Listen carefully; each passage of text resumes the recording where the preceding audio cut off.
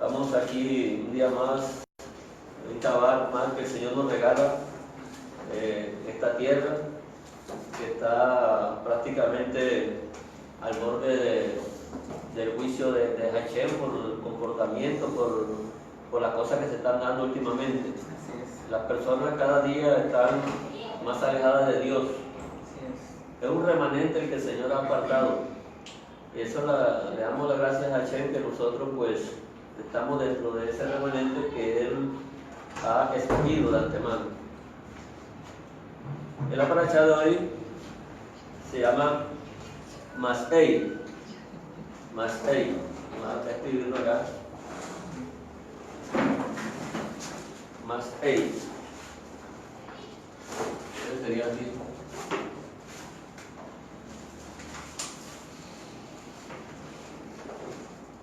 Masei.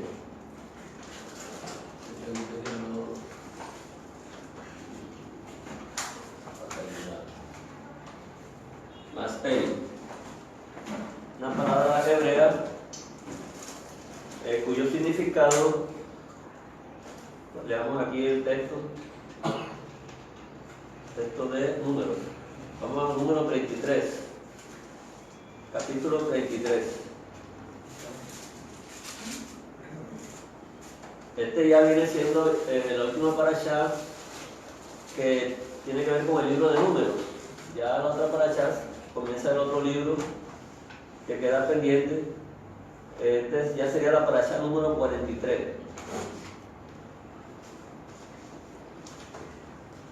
Capítulo 33 dice: estas son las jornadas de los hijos de Israel que salieron de la tierra de Egipto por sus ejércitos, bajo el mando de Moisés y Aarón.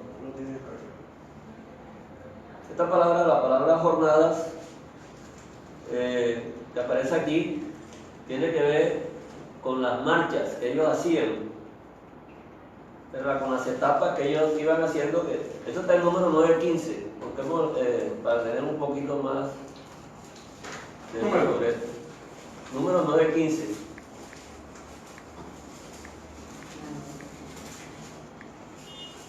En esta sesión encontramos lo que sucedía aquí el día que el tabernáculo fue erigido. Números 9:15.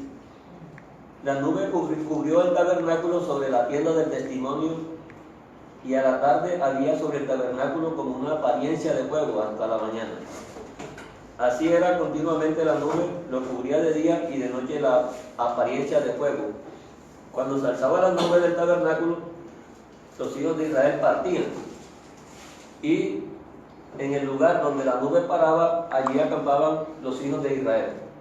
Al mandato de Hashem, los hijos de Israel partían, y al mandato de Hashem acampaban. Todos los días que la nube estaba sobre el tabernáculo permanecían acampados. Cuando la nube se detenía sobre el tabernáculo muchos días, entonces los hijos de Israel guardaban las ordenanzas de Hashem y no partían. Y cuando la nube estaba sobre el tabernáculo pocos días, al mandato de Hashem acampaban y al mandato de Hashem partían. Y cuando la nube se detenía desde la tarde hasta la mañana, o cuando a la mañana la nube se levantaba, ellos partían. O si había estado un día y a la noche la nube se levantaba, entonces partían. O si 2 días, o un mes, o un año, mientras la nube se detenía sobre el tabernáculo, permaneciendo sobre él, los hijos de Israel seguían acampados y no se movían. Mas cuando ya se alzaba, ellos partían. Al mandato de Hashem acampaban y al mandato de Hashem partían, guardando la ordenanza de Hashem, como Hashem lo había dicho por medio de Moisés. Entonces vemos el nombre de la parashá tiene que ver es con esto, con las etapas que iban cubriendo de acuerdo a la ordenanza que Hashem le había dado a Moisés. O sea, ellos no tenían el criterio de decir en qué momento podían salir y en qué momento podían estar acampados. Esto pertenecía a la soberanía de Hashem. Él era el que ordenaba. Entonces la nube lo seguía siempre. Entonces en este libro vemos cómo en el capítulo 33 el Señor, por orden de Él, dice aquí en el versículo 2, Moisés escribió sus salidas conforme a sus jornadas por mandato de Hashem. Pues Hashem el que le mandó a escribir que esto quedara registrado. Entonces nosotros nos damos cuenta que para Hashem era importante que este testimonio quedara escrito para toda la descendencia del pueblo de Israel, como estamos nosotros hoy leyendo. Cada una de las marchas o de las etapas que ellos cubrían, fueron muchas. Comenzó con la salida de Egipto. La salida de Egipto, el Señor los sacó con mano poderosa y luego fueron moviéndose hasta este momento en que ellos están frente a los campos de Moab, desde la salida hasta que están frente a los campos de Moab. Es el momento en que ellos están ya frente a la tierra que el Señor les prometió para entrar a la tierra. Pero antes de esto, el Señor le da algunas indicaciones. Por lo menos, aquí en el capítulo en el capítulo 34, 2, por ejemplo, dice que habló Hashem a Moisés diciendo: manda a los hijos de Israel y diles, cuando hayáis entrado en la tierra de Canaán, esto es, la tierra que os da, ha de caer en herencia, la tierra de Canaán según sus límites. Es una herencia que ellos iban a recibir de Hashem. Pero le dice las instrucciones cuando hayan entrado a esta tierra. Versículo 3. Le da los límites de la tierra.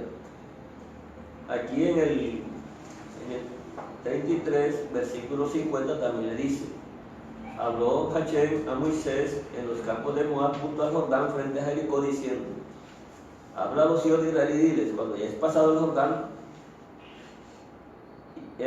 entrando en la tierra de Canaán, echaréis de delante de vosotros a todos los moradores del país y destruiréis todos sus ídolos de piedra y todas sus imágenes de fundición y destruiréis todos sus lugares altos y echarán a los moradores de la tierra y habitarán en ella, porque yo os la he dado para que sea vuestra propiedad.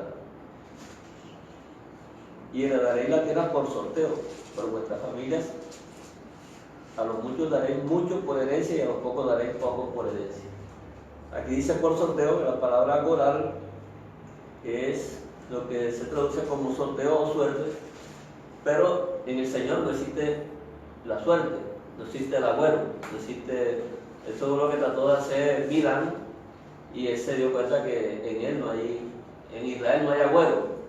Entonces el Señor de ninguna manera los está mandando a tirar algún dado para que ellos que les toque, sino que ahí mismo está diciendo que a los que tienen mucho pues le dan mucho, porque habían unos que tenían mucho ganado, entonces necesitaban un lugar donde pudieran estar el ganado cómodo, y había una tribu poco numerosa, entonces también le iba a tocar. Entonces esta suerte no era la suerte que nosotros conocemos, estaba implicada la soberanía total de Dios. Vemos entonces, recordando que en este libro estamos ya mirando, identificando que ellos estuvieron prácticamente los 40 años en el desierto. Este libro está narrando ese testimonio desde que ellos salen de Egipto hasta que están frente a la tierra que Hashem les prometió. Entonces son también dos generaciones. Acuérdense que la primera generación no entró en la tierra prometida porque desobedecieron, y esa desobediencia les impidió a ellos entrar a esa tierra, porque muchos esperan tener de Dios recompensas, porque todos creen que son hijos de Dios, pero en el final es que se sabe y se manifiestan quiénes son los hijos de Dios. No es aquel que lo dice, que lo proclama al aire libre. también vimos entonces el juicio que se realizó en esta persona. Y vimos también el ejemplo de Josué y Caleb, en los cuales hubo otro ruach diferente, un ruach que no era como el del otro, de estas personas que cayeron en el desierto, sino que ellos se mantuvieron en la palabra de Hashem. Bien, también vimos aquí entonces algo muy importante. Dice el 33, el versículo 3, dice que de Ramasés salieron en el mes primero, a los 15 días del mes primero, el segundo día de Pesach, salieron los hijos de Israel con mano poderosa a vista de todos los egipcios. Mientras enterraban los egipcios a los que Hashem había herido de muerte, de entre ellos a todo primogénito, también había hecho Hashem juicios contra sus dioses. Primogénito, el primer hijo de cada persona, y hasta de los animales que estaban en ese momento en Egipto, se le fue hecho juicio por el Hashem. En la mentalidad de nosotros aquí moderna, en lo que nos hemos rodeado, pensamos que bueno, Hashem es malo porque ¿qué culpa tienen los primogénitos de que haya sucedido estas cosas?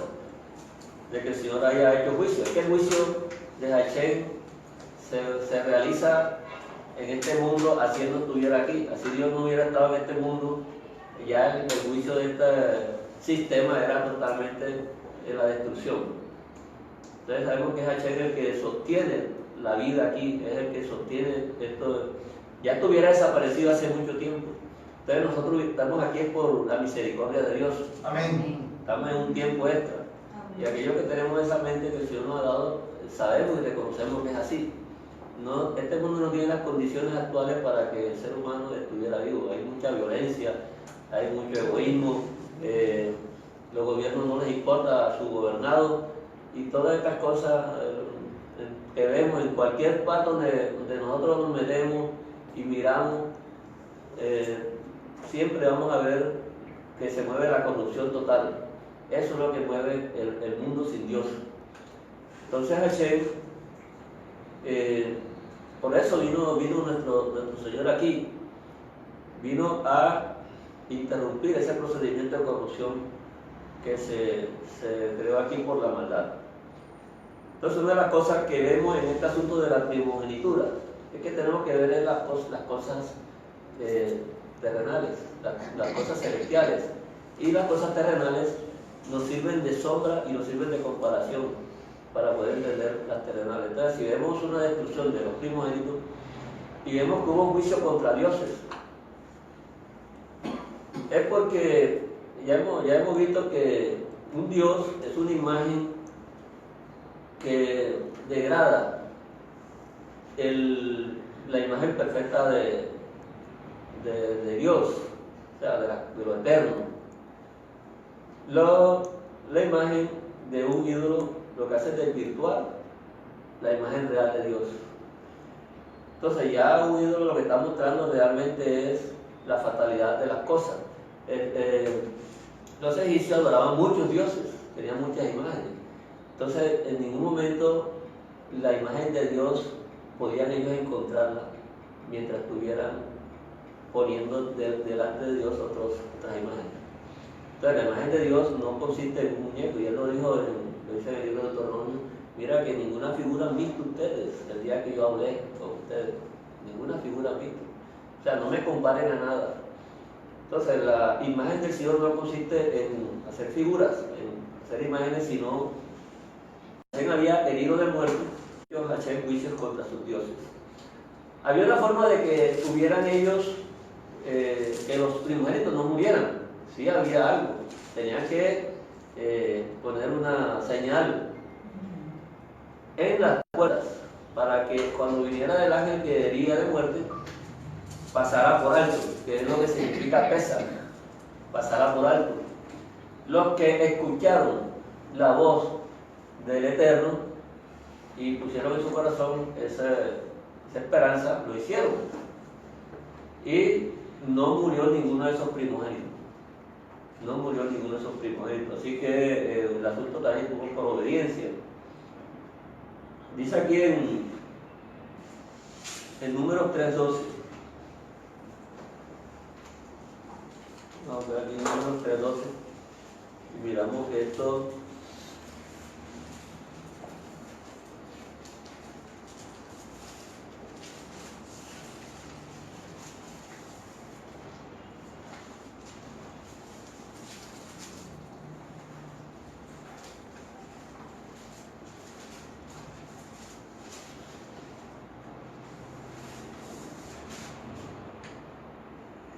Dice el Señor: he aquí, yo he tomado a los levitas de entre los hijos de Israel, en lugar de todos los primogénitos.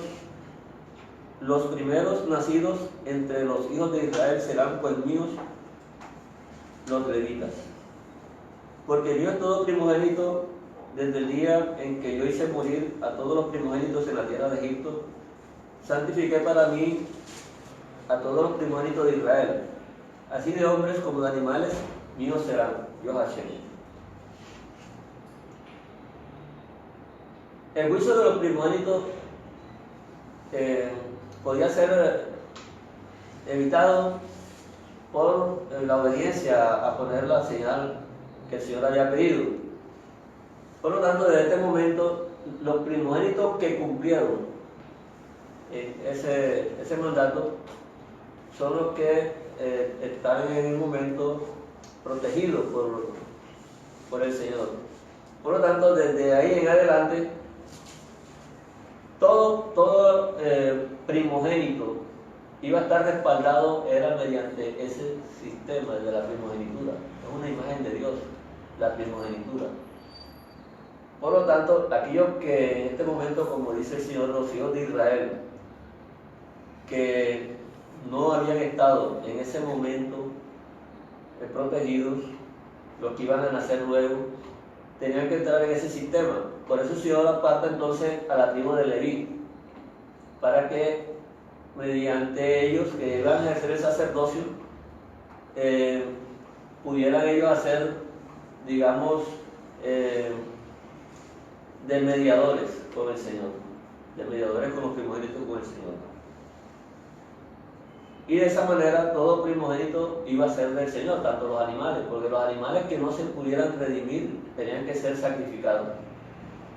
Y los niños nacidos, para que no fueran sacrificados, tenían que ser rescatados por un animal.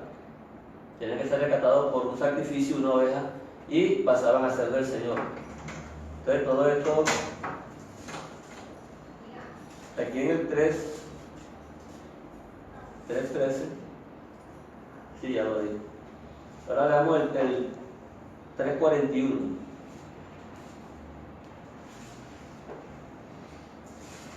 Aquí explica: y Hashem dijo a Moisés en el 40: cuenta todos los primogénitos varones de los hijos de Israel de un mes para arriba y cuéntalos por sus nombres. Tomarás a los levitas para mí en lugar de todos los primogénitos de los hijos de Israel, y los animales de los levitas en lugar de todos los primogénitos de los animales de los hijos de Israel. Entonces los levitas, el sacerdocio levítico iba a, digamos, iba a respaldar a los demás primogénitos. Pero esto apuntaba también a la primogenitura de nuestro Señor Yeshua Masías, que es que íbamos a ser nosotros rescatados.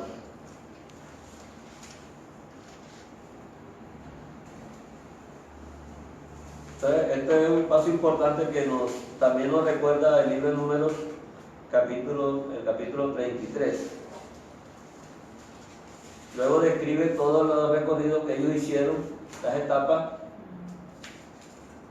y las instrucciones que él les está diciendo que cuando entren a la tierra, todas las instrucciones cuando entren a la tierra, no vayan a hacer lo que hacían estas naciones. Y otros datos más. Aquí ya al final, en el capítulo 36, repite el Señor 36:13. Estos son los mandamientos, o sea, los misbot y los mispatim, que mandó Hashem por medio de Moisés a los hijos de Israel en los campos de Moab junto al Jordán frente a Jericó. Estos son los mandamientos y los estatutos, que traducen aquí, que mandó Hashem por medio de Moisés. Bien, estos mandamientos que mandó Hashem por medio de Moisés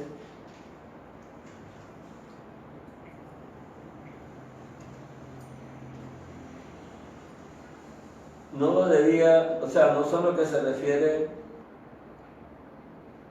hoy en día, por lo menos, como se dice que el Señor vino a cumplir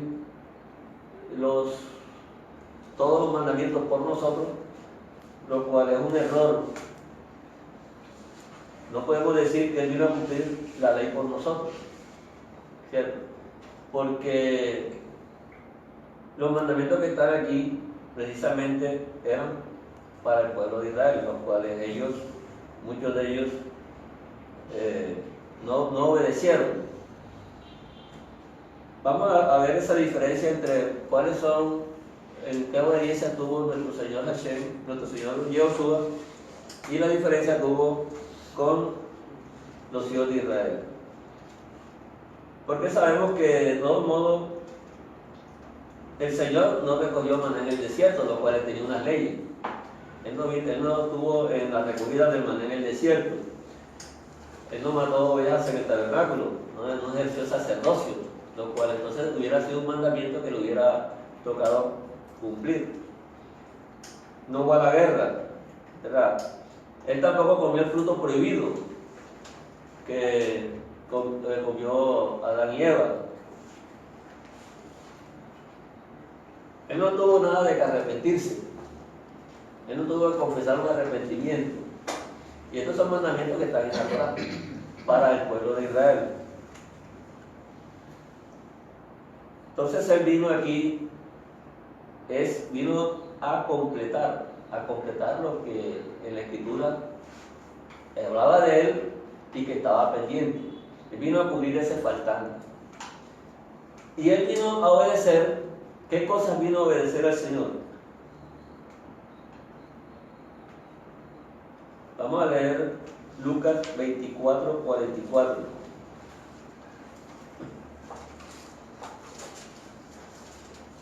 Lucas 24, 44.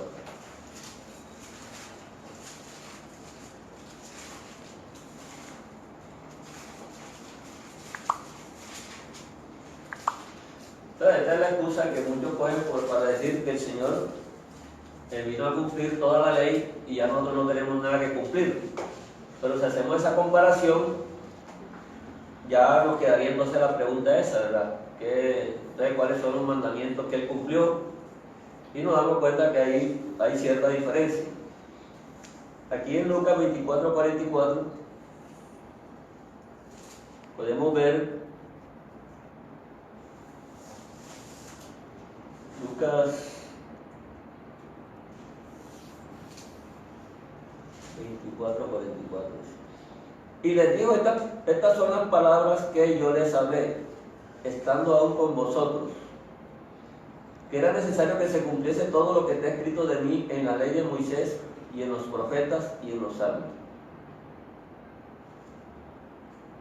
Eso fue lo que Él viene a cumplir. Aquí está diciendo que se cumpliese todo lo que está escrito de mí en la ley de Moisés y en los profetas. Entonces les abrió el entendimiento para que comprendiesen las Escrituras. Y les dijo, así está escrito, y así fue necesario que el Cristo padeciese y resucitase de los muertos al tercer día. Esa ley de morir y resucitar el tercer día, eso no era para un israelita. Entonces sí había unos mandamientos específicos para el Mesías, a los cuales él tenía que verse sometido. En caso de no cumplirlo, él iba a estar en la misma condición de desobediente. Estaba sometido a la obediencia de la Torá.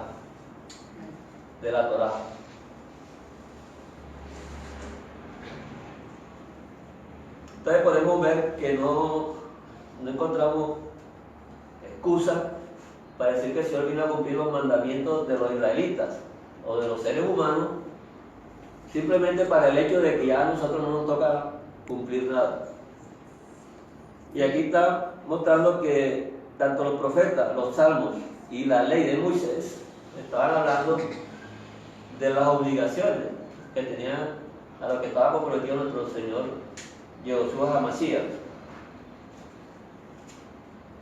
Entonces, si a nosotros nos tocara cumplir esta ley de morir y padecer en una cruz por los demás, ninguno de los seres humanos estaría en las condiciones para hacerlo, porque tenía que ser, según la ley de Moisés, perfecto. No podía ser una criatura, porque una criatura ya dejaría de ser perfecta por ser criatura. Que ser creada. Entonces tenía que ser alguien que no fuera creado. Tenía que venir nuestro mismo Señor de allá del cielo, del cielo en donde Él siempre ha estado, y venir a esta tierra a morir en esta tierra. Eso estaba escrito de Él en los Salmos, en Moisés y en los profetas, los cuales ningún israelita lo mandaron a cumplir porque ellos no, este mandamiento no era para ellos. Entonces hay una diferencia entre el cumplimiento que tuvo nuestro Señor Yahushua y el cumplimiento que nos toca a nosotros. La Escritura dice que nosotros guardemos Shabbat. El Señor guardó Shabbat. ¿Por qué? Porque estos son los mandamientos comunes, o los mandamientos que permanecen la sombra de las cosas celestiales, o la imagen de las cosas celestiales de lo que es el reino de los cielos, para que nosotros podamos entender lo que es el reino de los cielos. Entonces, estos solamente son mandamientos comunes a los que el ser humano está sometido. Muchos se oponen por cuestiones de algunos mandamientos. El Shabbat no lo podemos cumplir. Bueno, y está trabajando, no hay problema. Pero no puede decir que Hashem lo abolió, porque no se puede abolir lo que está haciendo figura de las cosas celestiales, lo que está haciendo sombra de las cosas celestiales. Otros tienen mucho problema con el asunto de la circuncisión. Es un mandamiento, no es gravoso ningún mandamiento, dice la Escritura. Por lo tanto, no podemos decir que Hashem lo quitó. Una de las cosas que le tengamos miedo a una cirugía, a una operación, a una cuestión hoy en los tiempos actuales, es diferente. Que es por miedo y no es por el mandamiento. Porque las personas lo que hacen es evadir, es que va a haber un dolor, que va a haber algo que le va a causar a ellos este dolor. Entonces, simplemente lo que tenemos que decir es, hombre, yo eso no lo he hecho, no lo hago porque eso voy a sentir un dolor y tampoco tengo dinero para pagar eso. Eso sería correcto una respuesta de esa manera. Pero no podemos decir que la circuncisión dejó de ser mandamiento, porque ninguna escritura lo dice. Incluso el libro de Gálatas nunca ha dicho que eso quedó abolido, que el mandamiento quedó abolido. Hermano, simplemente, discúlpeme, eso me parece excelente que diga usted que nunca ha sido abolido. Lo que se dice fue que los que manejaban la Torah oral decían que si no te circuncidaban no eran salvos, que es otra cosa. claro, Ahí está en Hechos 16. Llegaron unos hermanos de por allá diciendo que si no te circuncidan no eres salvo, que es lo que hay que distinguir. Ese es un mandamiento de la Torah oral, claro, que es distinto de la Torah de Moisés que nosotros predicamos acá. Entonces por acá en Hechos se viene comentando ese asunto, que si no te hacías la circuncisión no eres salvo. Entonces viene Pablo y lo confronta. ¿Y dónde dice eso? Entonces pareciera que esa línea se hubiese metido también dentro de la reforma para hacer entender que esos mandamientos están abolidos, que eso no es necesario. Usted puede vivir sin hacerse la circuncisión, pero si se la hace, usted no vive bajo la ley. claro. Eso lo dice en Hechos ahí. Entonces es importante precisar. Sí, lo importante es no decir que Hashem abolió la ley, porque en ninguna escritura dice Y que tampoco así, y que si la hago tampoco, amor, me estoy judizando, no, y en que absoluto. tampoco lo hago para salvarme. No, nada, tampoco. y que si no la hago también me estoy salvando, porque el que no la hace tampoco me puede salvar por no hacerla. Eso está en el capítulo de Hechos. Hechos capítulo 15. Claro, entonces ahí hay claridad sobre ese tema. Entonces, sí, vamos a leerlo, hermano. La claridad de la escritura siempre ha sido clara. Hay muchos perjuicios en las cosas y eso conlleva discusiones Hechos que 15:1. no tienen sentido. Claro. Hechos 15:1. Dice que entonces algunos que venían de Judea enseñaban a los hermanos. Fíjense lo que enseñaban. Si no se circuncidan conforme al rito de Moisés, no podéis ser salvos. Falso. O sea, eso es falso. Falso. Falso, porque estaban poniendo un mandamiento por encima del sacrificio que hizo nuestro Señor, Claro. que es el que nos redime realmente, es el que nos salva.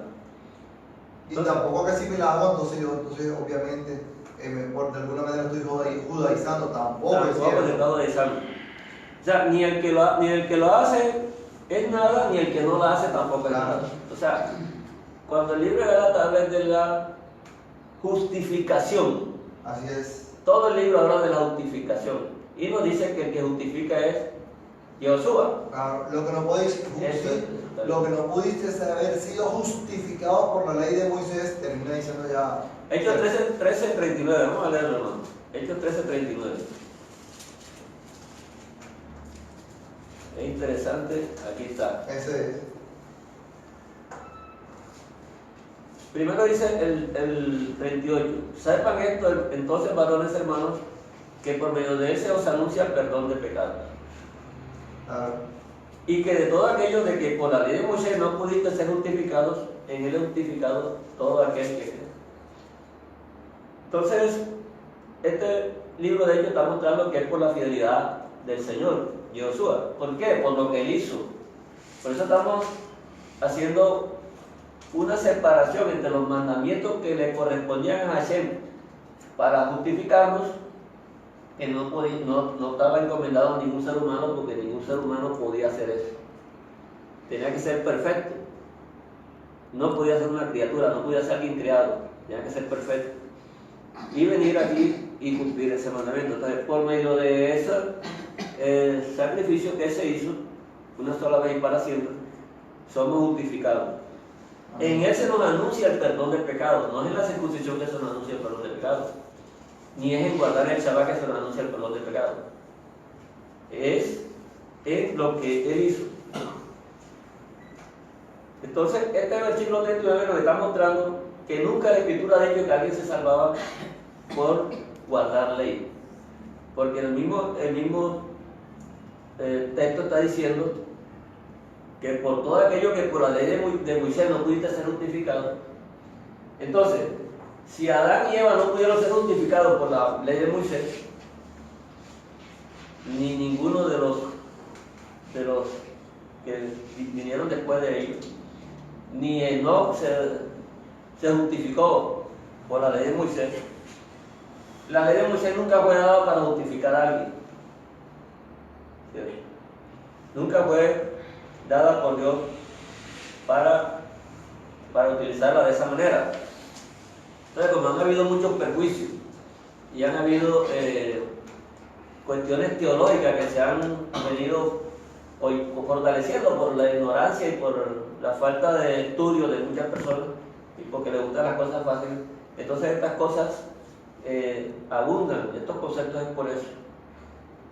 En pocas palabras, Josué dijo: yo no vengo a abrogar ni la ley ni los profetas. Entonces, eso debe ser así, hasta que el cielo y tierra pasen. Imagínense usted, no se va a abrogar nada. Todavía está el cielo y todavía está la tierra. Entonces no podemos comenzar a hacer aquí cosas ahí, malabares, para uno sacar la palabra de Dios. Y esa es la diferencia que tuvo el Señor Josué con nosotros, los seres humanos. Porque nosotros nunca pudimos mostrar la imagen de Dios. Nunca hemos podido mostrar la imagen de Dios en esta tierra. Por eso Josué vino y trajo la imagen de Dios. Y él sí la pudo mostrar. Por eso es que ha sido perfecto en todo. Entonces no hay nada de que acusarlo. Pero el mandamiento de ir a la guerra y estas cosas, eso no lo incumbe a él porque eso no estaba dado para él. Él no estaba bajo una promesa de arrepentimiento, ¿no? Él lo único que es arrepentirse de haber cometido pecado. No, o sea, no vino bajo esa finalidad. La finalidad de él fue rescatarnos a todos nosotros. Y esa fue su función. Por eso esa sería la pregunta. Si el pueblo de Israel hubiera obedecido, vamos a suponer así, hipotéticamente, hubiera obedecido la ley de Moisés, ¿sería necesario que el Mesías hubiera venido a morir? Suponiendo que en Moisés se le dio la ley a los israelitas y ellos hubieran obedecido, ¿sí hubiera sido necesario que hubiera venido Josué a morir aquí a la tierra? Sí, hubiera sido. Todavía hubiera sido necesario. Era necesario. Hubiera sido necesario. Le hubiera ido bien, pero era necesario de todos modos que Claro, es que la muerte de él era necesaria. Adán y Eva tenían que ser rescatados. Todos los patriarcas tenían que ser rescatados. Aunque la ley vino con Moisés, todos los que tuvieron antes tenían que ser rescatados. Porque el de antes ya había pecado. Ya el pecado no estaba estaba. caído. Ya el pecado estaba. Entonces, si los israelitas hubieran perfectamente hecho toda la Torah, hubieran realizado todo, necesitaban que viniera el Señor a morir aquí en la cruz. Necesitaban ser rescatados. Incluso si fueran los que nacían, hubieran nacido de ellos y hubieran comenzado desde cero. Porque ya estos israelitas venían contaminados cuando le dieron la ley, ya ellos eran viejos, ya ellos tenían la contaminación. Entonces, esa etapa de contaminación así hubiera sido perfecto desde ahí para adelante. Eso estaba pendiente. Y por el hecho de ser imperfecto y por el hecho de tener hijos, esa imperfección inmediatamente se transfiere a los hijos. Y es que uno se da cuenta que los niños desde pequeños tienen que estar corrigiendo. Y ellos no entienden, y hay que corregirlos. Y hasta le pegan a los demás niñitos, los muerden. Entonces ya el pecado está en todas partes. Pero nuestro Señor viene con esa misión. Por eso es que el que necesitaba el pacto de salvación era el pueblo de Israel, no era el Mesías. El Mesías no necesitaba ningún pacto, él no tenía que venir aquí a firmar un pacto para él salvarse. O sea, él es el que viene en la calidad de Salvador. Y nosotros estamos en la calidad de necesitamos salvación. Entonces este pacto que fue dado ahí, fue dado bajo el concepto del pueblo de Israel. Ese sería el concepto bajo el que fue dado El pueblo de Israel tiene que ser la imagen del reino de los cielos, que es lo mismo. Decir pueblo de Israel y decir reino de los cielos debe ser lo mismo. O sea que el pueblo de Israel debería haber mostrado la imagen de Dios para alabarlo, porque la Escritura dice que nosotros fuimos creados para alabanza. Y la alabanza es suficiente, porque la salvación ya estaba prometida. Simplemente aquí en la tierra es suficiente la alabanza. Para eso el Señor nos llama. Y la salvación está en de Él. Él nos va a salvar. Y Él no necesita más intermediarios humanos. No necesita que paguen manda, no necesita nada de eso. Él lo ha hecho simplemente por la gracia. Entonces, el pacto que se rompe es bajo el concepto de pueblo de Israel. Incluso Oseas 1:9, recuerda el profeta en Oseas 1:9, vemos aquí, está enfriando el aire. Sí. Súper. Qué bueno. Sí. Oseas La que 1:9. sufren de calor. No encuentro el libro, está pintado en Oseas. Fíjense. Oseas 1:9. Y dijo Dios, ponle por nombre lo a mí, porque vosotros no sois mi pueblo, ni yo seré vuestro Dios. ¿Qué cita es esa? Oseas 1:9. Ponle por nombre a mí, porque vosotros no sois mi pueblo, ni yo seré vuestro Dios. O sea, ustedes no son mi imagen.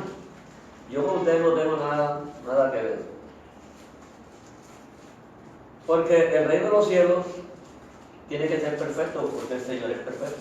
Esa es la imagen que debemos dar nosotros. Entonces, en esas circunstancias que se rompe el pacto del Señor, el pacto de permanecer en la alabanza, de permanecer en la demostración de la fidelidad de Dios. La fidelidad está, pero tiene que manifestarse. Entonces, en el que se manifiesta es el que demuestra el concepto del pueblo de Dios o el concepto del reino de los cielos. Entonces, esta es la imagen original que se dañó. La imagen original se dañó. La dañó el pueblo, no pudo sostener. Esta es la imagen que va a traer entonces el Mesías. El Mesías trajo la imagen de lo que es el reino de Dios, el reino de los cielos. Entonces no se trata de hacer otro pacto diferente, de quitar un pacto y hacer el pacto diferente. No es que ahora hay otro pacto, como si hubieran dos pactos. Más bien había que cambiar al pactante, al pacto. Porque el pueblo no pudo, Dios hizo el pacto con el pueblo, pero el pueblo no se sostuvo. Entonces no se cambia el pacto, se cambia al pactante. Alguien que se mantuviera en la fidelidad del pacto. Y por medio de él, los otros iban a ser respaldados, pero en ese compromiso. Es semejante a lo que hemos hablado de la primogenitura, ¿verdad? La primogenitura. Todos los primogénitos eran del Señor. Y este primogénito viene del Señor, porque el Señor es llamado primogénito, pero no primogénito como primer hijo. No se trata del primero, sino el que iba. Es que primogénito es lo mismo que decir heredero. El heredero. Y ese fue el golpe mortal que recibió el pueblo de Egipto. Cuando murieron los primogénitos, murieron los herederos. Entonces, ¿quién iba a heredar? Si los primogénitos son los que heredan. Entonces el Señor viene como el heredero. Y también, como Él es el que recibe la herencia, Él es el que la tiene. Y también es el heredador ahora de nosotros, porque nosotros estamos respaldados en esa primogenitura que le corresponde a Él. Y Él es el que muere, porque Él entrega la vida. Por eso es que los primogénitos eran rescatados con un sacrificio. Entonces en este momento Él representa ese sacrificio y nos respalda ahí. Entonces la imagen original es la imagen del reino del Dios vivo. Cuando una persona aquí dice que este mandamiento no es de Dios, que este mandamiento está abolido, lo que está haciendo es desfigurando la imagen del reino de los cielos. Cualquier mandamiento, es que la Escritura lo dice, si muy pequeño enseñas, si cualquier de estos mandamientos lo enseñas muy pequeño vas a ser llamado en el reino de los cielos. Entonces, si el más mínimo pequeño, ni una jota ni una tilde dice, pues ya sabemos que es ninguna yo ni una cof, que es el puntico de la yo, la espinita. Ninguna yo, ninguna cof pasará de la Escritura hasta que todo se haya completado. Por eso es que el Señor vino a completar, no a quitar. Entonces, si le va a quitar, ¿cómo va a completar? Si le va a quitar. Entonces vino a completar las cosas que estaban en el juramento. Entonces no podemos quitarle nada a la Escritura hasta que todo se haya cumplido. Entonces el mandamiento que viene por el sistema levítico entra en nuestro Señor, en Josué. O sea que los levitas ya han tomado la primogenitura de todo el pueblo de Israel. Todo el pueblo de Israel era representado en el sacerdocio levítico mediante la primogenitura. Y el Señor es el que ahora, porque el pueblo de Levítico tampoco fue perfecto. ¿Verdad? Ellos morían uno y tenían que poner a otro. Y ellos tenían que matar animalitos por ellos mismos, por los mismos sacerdotes. Entonces el Señor, que es perfecto, es el que viene y es el que va a responder ahora por lo que tenía el pueblo de Leví. Por lo tanto, Él es el sacerdote, el sumo sacerdote, ¿verdad? Y mediante Él, el sacerdocio de Él, es que ahora estamos respaldados. En ese sentido, los levitas, así como el pueblo de Israel le entregó su primogenitura a los levitas, ahora los levitas le entregan la primogenitura a nuestro Señor Yeshua Mashiach. Eso es lo que dice el libro de Hebreo, ¿verdad? Que la ley de Leví nada perfeccionó, porque realmente eso no corrigió a nadie, solamente nos mostró el problema que había, nos mostró el problema del pecado. Fue nuestro año hasta que vino el Mesías y Él ahora es el ministro de todos nosotros. Entonces lo que es la imagen del Hashem, la imagen celestial, la imagen del Rey de los Cielos, la trajo Él es la imagen perfecta. Esa es la imagen del Reino.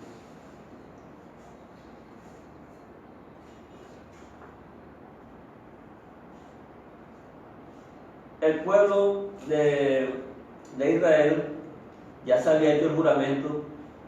El juramento estaba basado sobre la bendición que se le dio a Abraham. Está basado sobre la bendición. Le damos Génesis 12:2.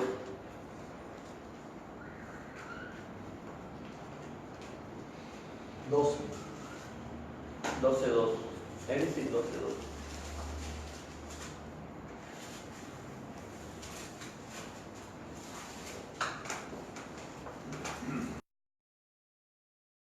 Y engrandeceré tu nombre y serás bendición.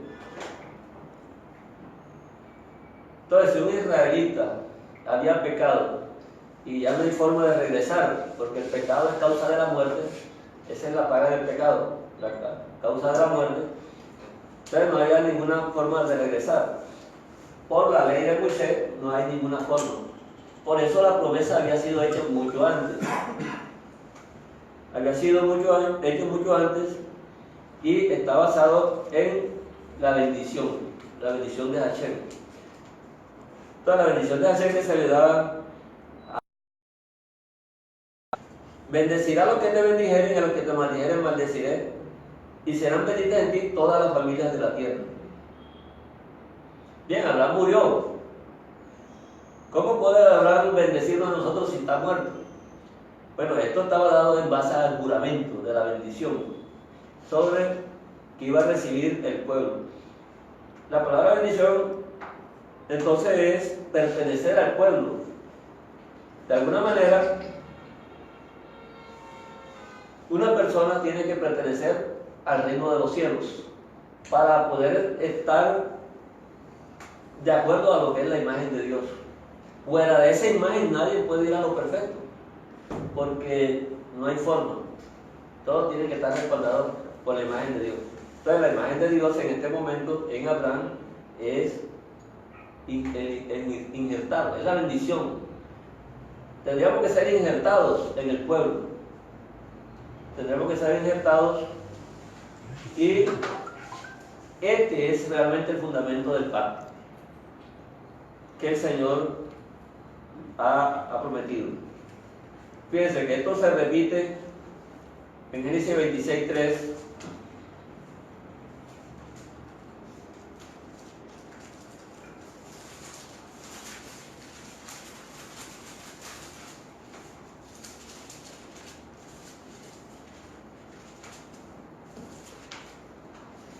Ahora a Isaac. Dice que se le apareció en el versículo 2, capítulo 26, se le apareció a Hashem y le dijo: no desciendas a Egipto, habita en la tierra que yo te diré. Habita como forastero en esta tierra y estaré contigo y te bendeciré, porque a ti y a tu descendencia daré todas estas tierras. y confirmaré el juramento que hice a Abraham tu padre. Ya Abraham se le había dicho lo mismo, Abraham murió, a ti y a tu descendencia. Pero si Abraham está muerto, ¿cómo podría recibir una herencia? Ahora Isaac se le promete lo mismo, pero es el mismo juramento que tiene continuidad. Tiene continuidad porque no se está basando en personas mortales, personas que vamos a morir y ya ese mandamiento tiene una trascendencia, ya va tomando una trascendencia y en la misma escritura entonces se puede ir observando. Esto es difícil que ellos lo entendieran en este momento, nosotros lo podemos entender por las nuevas escrituras, podemos entender la explicación realmente de todo esto. En el versículo 3, habita como forastero en la tierra y estaré contigo y te bendeciré, porque a ti y tu descendencia daré todas estas tierras y confirmaré el juramento que hice a Abraham tu padre. Entonces, estaba en la confirmación. Génesis 26, 24.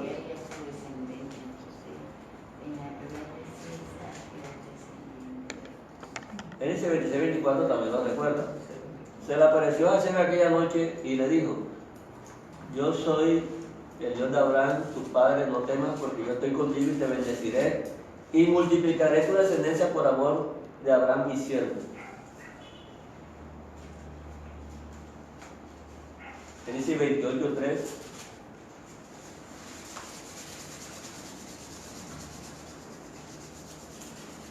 Ya Isaac tiene un hijo que se llama Jacob.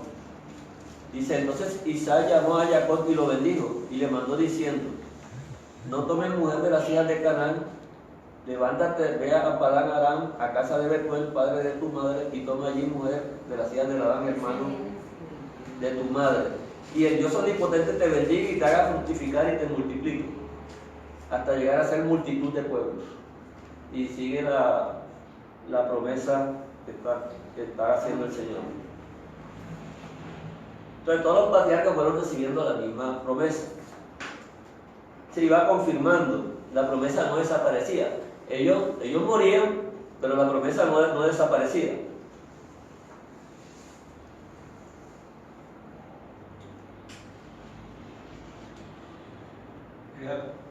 Dime. Las promesas vienen a ser la gracia de Hashem.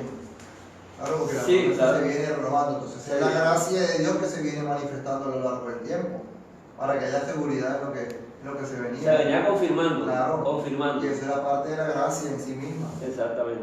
Lo interesante que se nota en estos textos que estamos leyendo es que el primero que se leyó en el capítulo 26, donde le dijo: habita aquí como forastero.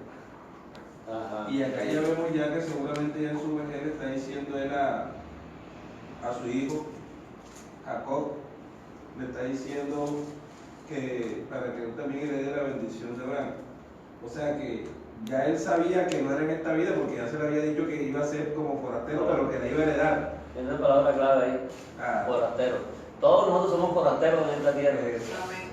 Ya, aquí no tenemos nada porque somos forasteros, así tenemos que vivir aquí. O sea que la promesa queda en la herencia. Iba a habitar ahora mismo en el momento que él estaba en sus días aquí en la tierra, pero ya sabía que había promesa de vida eterna. Ya ahí se está hablando de vida eterna, aunque esté un poquito escondido. Sí, o sea que en este momento ellos no podían entender eso. Esto ya es una revelación de lo que hizo el Roja Code, que ya nos mostró todas estas cosas y podemos verlas fácilmente.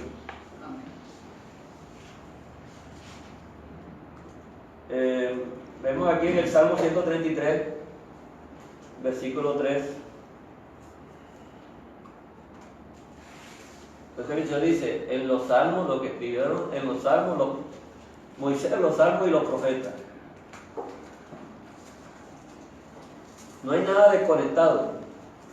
Todas las cosas están perfectamente conectadas.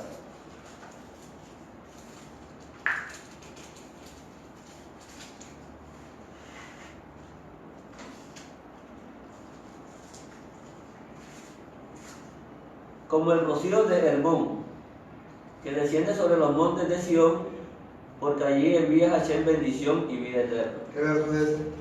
Ese es el 133, versículo 13. El rocío, un rocío, y desciende a los montes de Sión. Allí envía Hashem bendición y vida eterna. La bendición tiene que ver con la vida eterna.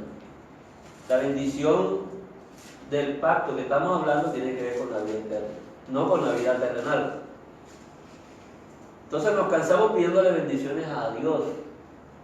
Las oraciones, largas oraciones pidiéndole bendiciones a Dios.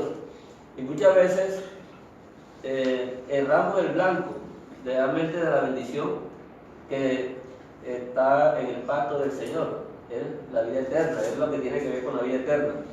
Ahí es donde tiene que tener nosotros nuestros sentidos, en las cosas que son incorruptibles. Entonces la imagen de Dios nosotros debemos mantenerla en las cosas incorruptibles del Señor. En esta vida vivir sobriamente, como dice la Escritura, sobriamente, porque así nosotros podemos ser felices aquí sin ningún problema, a pesar de que este mundo esté todo corrupto, como quiera estar.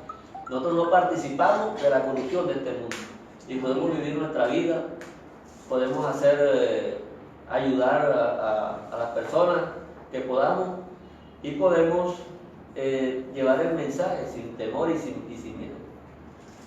Así no le gusta a este mundo, nosotros pues tenemos esa misión.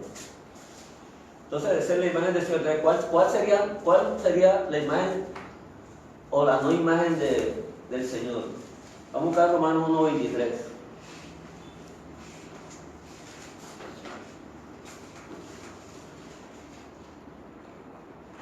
Romanos 1:23.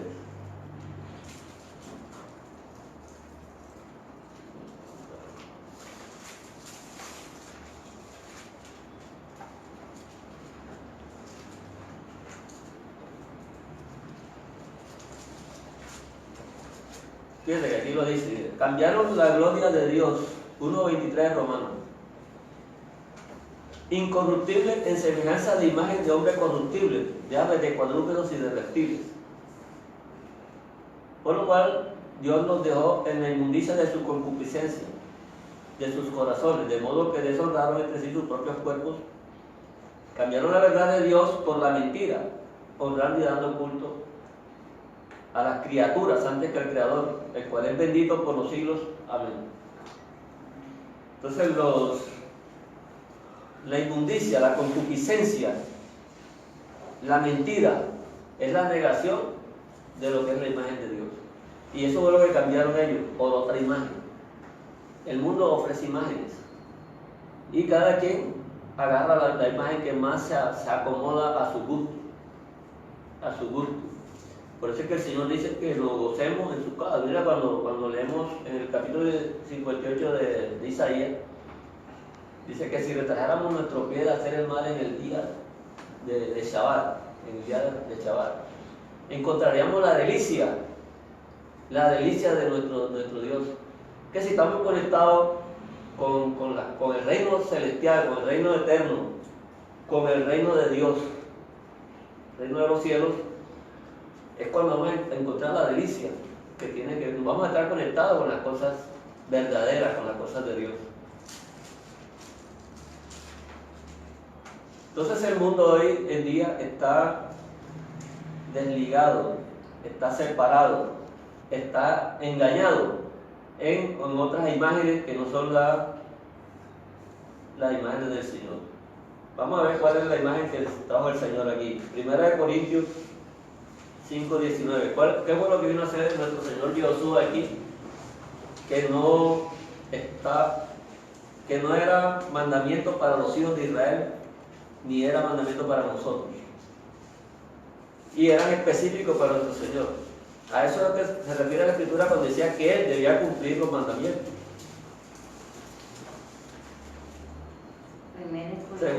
Segunda Corintios 5:19.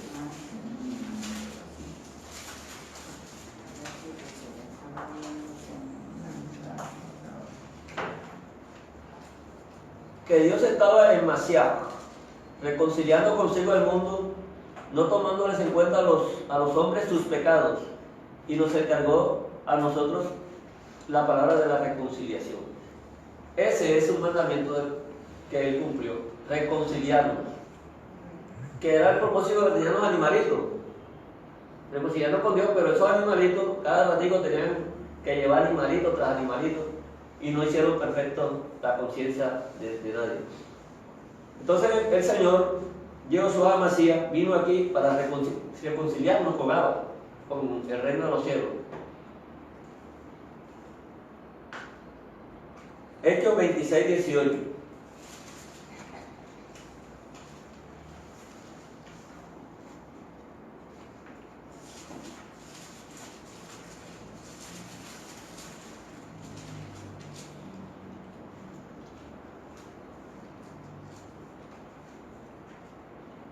Algo que hizo el Mesías,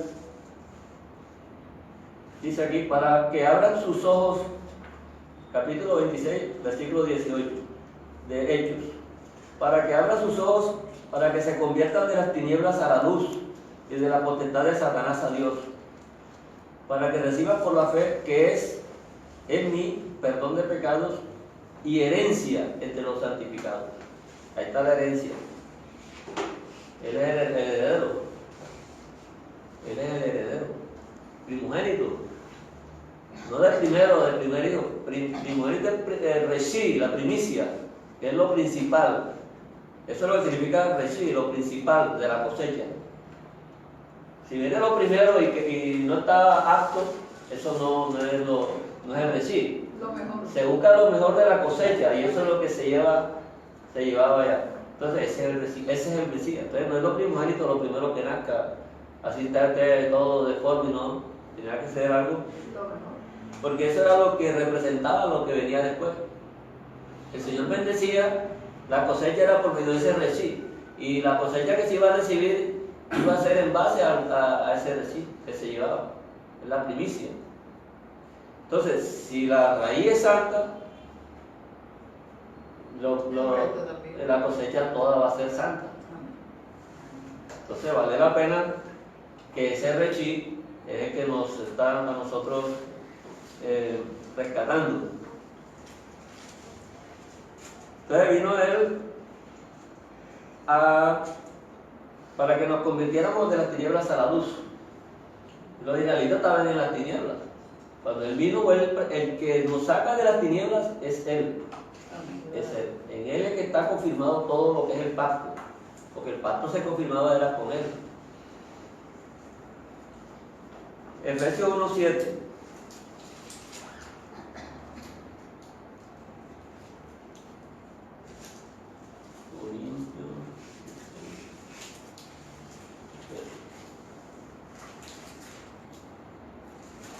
Es que en ese verso que leíste ahorita de Hechos 26, 18, a mí siempre me ha llamado algo que es contundente, ¿cierto? Que dice, Pablo está relatando su historia y dice, oye, me habla en hebreo, o sea, ¿qué hay de ti? Me encanta esa expresión porque dice, ajá, como decimos acá en la costa, para los que escuchen el vídeo, ¿y tú qué? Cuéntame, ¿en qué andas, Pablo? ¿Por qué me persigues? Sí, como cuando yo le digo a mis amigos, ay, cuéntame, ¿en qué andan? Cuéntame, arrepiéntanse. Entonces yo me imagino que Pablo está relatando su... Y se me apareció y en lengua hebrea. El apóstol, y hay muchos que hoy día se sienten mejor que Pablo. Y entonces... Es más apóstoles que Pablo. Le dice, te he puesto librándote de tu pueblo, o sea, de los que te persiguen. Dice, y de los gentiles a quienes ahora te envío, pero es que me encanta cuando dice, 1, para que abran los ojos. 2, para que se conviertan de las tinieblas a la luz, o sea que están netamente en el mundo de la oscuridad. Eso me impacta a mí. Totalmente. ¿Cómo así que todo el mundo está en tinieblas? Y luego dice, y de la potestad de Satanás a Dios, peor todavía, o sea que da una paliza contundente ahí. Digo, pero ¿cómo así? O sea que todo el mundo está en la potestad de Satanás, y lo dice, es cierto, para que reciban por la fidelidad que es en mí el perdón de pecados, ¿cierto? Y la herencia entre los santificados, la herencia, o sea, la vida eterna. O sea, mira que este verso a mí me cautiva. Es la herencia. Es como si me dijeran, vea, hermano, hágame el favor, quédese callado, haga silencio, que usted venga y estudie, deje su soberbia. Cuando le dicen de la potestad de Satanás, Es terrible, eso es lo más contundente. ¿Usted piensa que Pablo se puso a escribir como el Señor revelándole cosas sin tener en cuenta la Escritura? Claro. Si él hubiera sacado otra cuestión. Sí. En la revelación fue por la Escritura, o sea, las Claro. Escrituras fueron reveladas. Pero Por eso todo esto que... o sea, mira todo lo que le mandó a hacer, entonces cuando yo lo leo a mí a título personal me cautiva y dije, pero por Dios, es que si uno, como uno que se cree a veces que sabía, sí, yo conozco a Dios, sí, yo conozco, pero aquí realmente es contundente el llamado, la exhortación que el Señor le hace para que Pablo ya haga la labor. Mire, en Efesios 1.7 dice de esta manera, ¿no? En quien tenemos redención por su sangre, el perdón del pecado según las riquezas de su gracia. Ahí es donde tenemos entonces el valor de lo que puede derramar la sangre de Él. Una sola vez y para siempre. Entonces, tenemos redención por Él. Entonces, ese mandamiento lo cumplió Él. Él tenía que redimirnos a nosotros y cumplió ese mandamiento. Eso no era para ningún israelita. Entonces, ¿qué era lo que estaba escrito de Él en la Torá, en los Salmos y en los profetas? Lo estamos leyendo.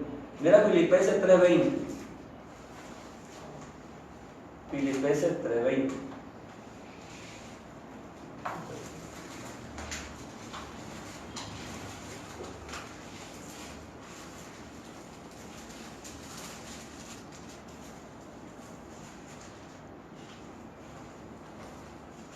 Mas nuestra ciudadanía está en los cielos, de donde también esperamos al Salvador, a nuestro Señor Yehoshua HaMashiach.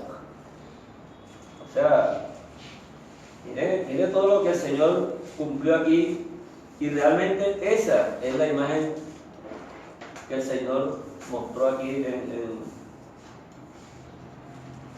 en la tierra. O sea, mostró la imagen perfecta.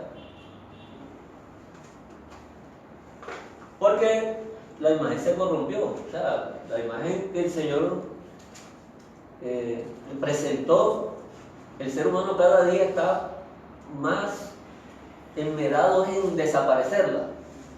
¿Ves? Cuando una persona dice que no, ya el Señor cambió el reposo ahora para el domingo. No puedes decir eso. O sea, ¿cómo va a desvirtuar lo que está en la Escritura y cambiarle la imagen? Esa no es la imagen del Señor. Y eso es muy peligroso. Es mejor decir que no podemos estar ese día porque tenemos compromisos económicos, laborales con nuestros hijos, con nuestra esposa. Pero no decir que el Señor abolió un mandamiento, porque eso es lo peligroso. Imagínate lo que es todo lo que vino a ser Mesías. Y ahora venir alguien a decir que no, que eso no es así. Eso está abolido. Y lo dice Colosenses 1.15 lo dice, clarito. Aquí mismo, Ahí se grita, claro. Colosenses 1.15. Él es la imagen del Dios invisible. El Reshif, ya no vamos a decir más primogénito, porque eso confunde. La gente cree que es primer hijo. Él es la imagen del Dios invisible, el Reshif de toda la creación. Por eso es que Génesis comienza diciendo eso, que Él es el Reshif. En el principio, en el Reshif, como el Reshif hizo el Señor los cielos y la tierra. Imagínense. Así comienza Génesis. Entonces aquí aparece ya en la Nueva Escritura que Él es la imagen del Dios invisible. O sea, ¿por qué dice que Dios es invisible? ¿Por qué le dijo a Él, cuando le dijeron, muéstranos al Padre, muéstranos a Abba? Ya, si me ha visto a mí, ha visto a Abba, o sea, ¿qué más te puedo mostrar yo? Él era claro. Entonces, como si Él lo estuviera ocultando, no te lo voy a dejar ver porque yo no dejo que lo vea.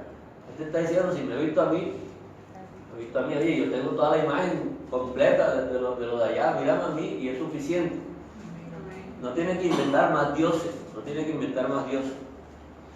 Entonces dice la Escritura que cuando Él venga viene con toda su Abba. Entonces crees que va a venir con otro Dios al lado. Viene con toda su Abba, con toda su plenitud, con todo lo mayor, la perfección de todas las cosas, porque Él aquí vino disminuido. Entonces Él es el Dios invisible, Él es la imagen del Dios invisible. Mientras Mientras que en segunda de Colosenses, segunda de Corintios, Es que hay que ver también lo de Reshita, al hablar de lo incorruptible. sí, es que lo incorruptible es la oposición a lo corruptible. Segunda de Corintios 4:4.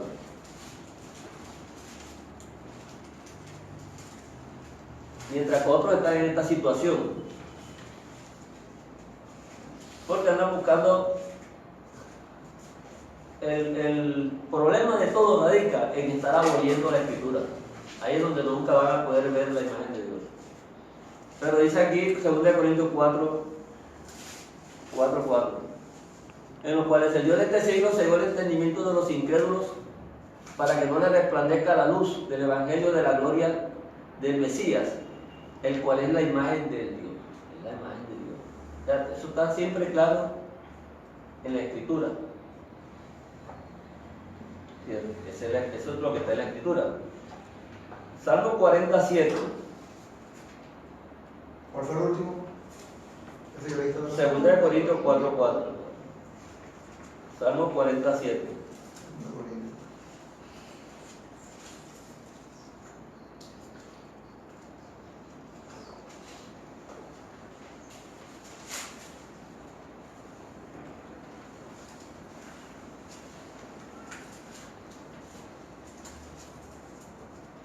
Mira qué interesante desde el versículo 7, 47. Entonces dije, he aquí vengo en el rollo del libro, está escrito de mí. El hacer tu voluntad, Dios mío, me ha agradado. Y tu ley está en medio de mi corazón.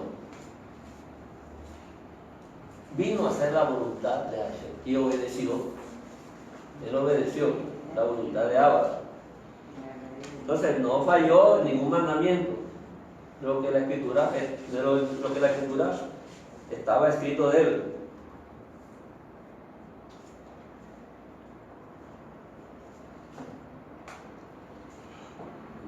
Entonces eso es lo que la escritura nos está diciendo hoy a nosotros. Y que debemos recordar siempre. Deuteronomio 29:12.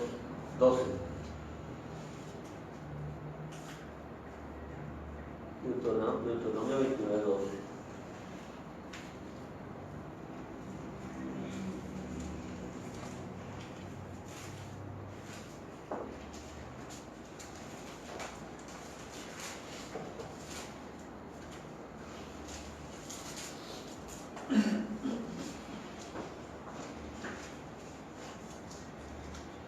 El pacto del Señor sigue vigente porque es el mismo siempre.